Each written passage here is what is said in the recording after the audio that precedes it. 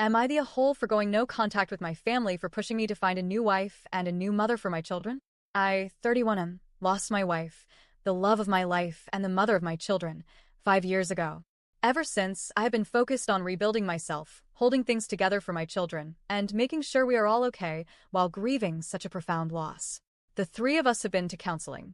I started therapy shortly after my wife passed, and my kids began attending when they got a little older. They were only 2 and 3 years old at the time of her death. I also returned to therapy last year to deal with some ongoing family issues related to my loss, which is what brings me here today. I have not dated, nor have I had any interest in dating since my wife died.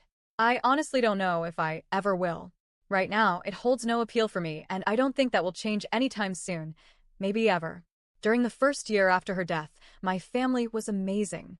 They gave us space when we needed it and offered support when it was helpful. They had a good relationship with my in-laws, ILs, as well. But things started to change around the 2-year mark after my wife passed. The first time anyone brought up the idea of me dating again was about 14 months after she died. It was a simple question. Do you feel ready to date? I said no, and it was left at that. However, once the 2-year anniversary passed, the tone changed. I began hearing, "You're still young, you need to get back out there," and similar comments. When I said I wasn't interested, some family members actually turned on my in-laws, accusing them of trying to guilt me into remaining single forever. They suggested that my ILs were pressuring me to stay a grieving widower for life. That accusation was both false and deeply unfair. I corrected them immediately, but the damage was done. The relationship between my family and my in-laws was permanently strained. I decided to step away from my family for a while. I explained to them how their behavior made me feel, and I asked them not to bring up dating again. I told them that if I ever choose to date again, it will be on my terms, not because others think I need to follow some timeline based on my age. Things improved for a while, a couple of years even. But then the topic came up again. I asked them to stop, told them to stop trying to be subtle, and reminded them that I'm perfectly capable of making my own decisions. That's also when I went back to therapy, and for a while, the pressure let up again. But then, at a birthday party for my nephew, a couple of family members crossed a major line. They asked my kids directly if they want a new mom. That pissed me off.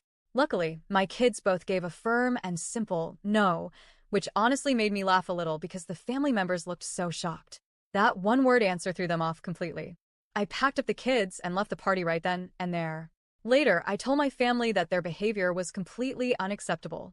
In return, I got messages saying things like, "We were just looking out for you," and leaving like that was a bad move.